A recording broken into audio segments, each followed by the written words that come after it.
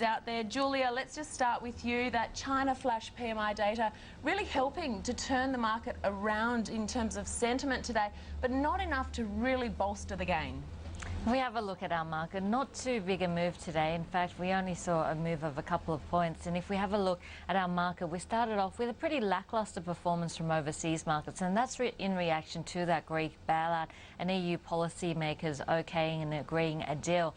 So if we have a look at the Dow Jones Industrial Average, still a significant session with that 13,000 mark being breached. So that's an important psychological barrier. And of course, the flash PMI numbers, as you mentioned, Maura, coming in at 49.7, so barely in contraction territory for the month of February. So altogether a good result there. But if we have a look at our market, a very flat session overall, though we did see those defensive areas being sold down. The telecom sector, the consumer staple sector, losing more than 1%. But this was also a day where we did see individual big moves. And if we have a look at some of the heavyweights, which gained more than 2%.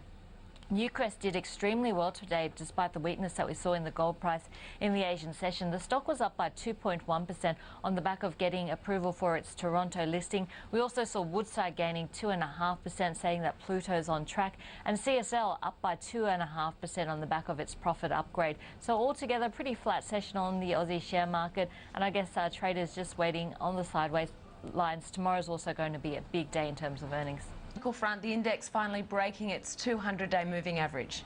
Breaking the 200-day moving average, but closing only 1 point above it. The 200-day moving average stands at 4,292 points, and we saw the market closing at 4,293 points today. So really the market wants to see a convincing break of this 200-day moving average to offer support. This is the market from January last year, and you can see we're right on that 200-day moving average now, and it's really the first time we've come to support this 200-day moving average since around about May last year. So altogether, it's been a long time since this 200-day moving average has come up. It is an important indicator, and the market's watching it very closely. But for the last couple of sessions, we've just hovered around or below it. So we haven't seen a convincing break of it. So it does look like a lot of nerves there. Also, if we have a look at some of the other shorter-term indicators, if we have a look at the 30-day chart of the Australian market, you can see a number of times now we've gotten up to that 4,315 point level a couple of times over the last 30 days, and that's resulted in a pullback. We're getting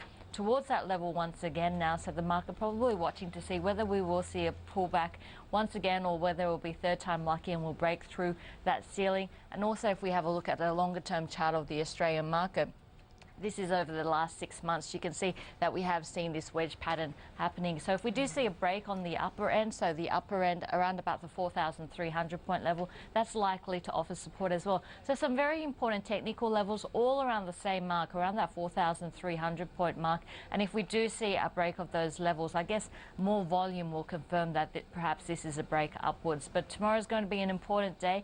A lot of earnings coming out to the market, but no real heavyweights. And if we have a look at some of the earnings coming out, we'll be watching Insurance Australia Group, David Jones in the retailing sector, and of course Fairfax. Fairfax shares up by 3.8%. No doubt some of those short positions being closed out ahead of their earnings tomorrow. Focus also on the market today. A big one out was Woodside Petroleum. We will be talking in detail on that shortly, but just one of the darlings that we saw in terms of the reaction from traders was SEEK's number, focusing of course on that number at face value. It looked quite pleasing. There are though assumptions around timing, and they do need to be taken into consideration with this result, it seems.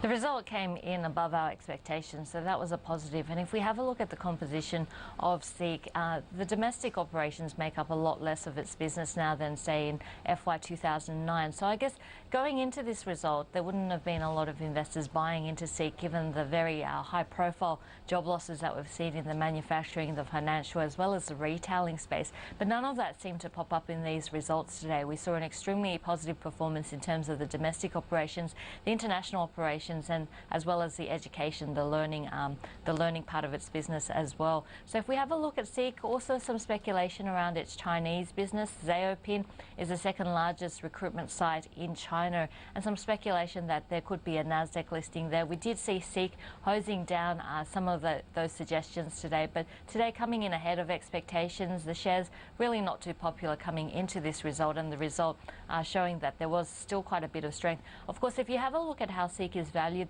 most analysts still put a valuation of about 70% of the valuation of SEEK comes from the domestic operations here. So if we do start to see that unemployment figure climb, especially above that 6% mark, then we could start to see a big impact in terms of SEEK's valuation coming through from the investment community. So that's one to watch. SEEK has said as long as the unemployment rate stays below 6%, then they should see growth in FY12.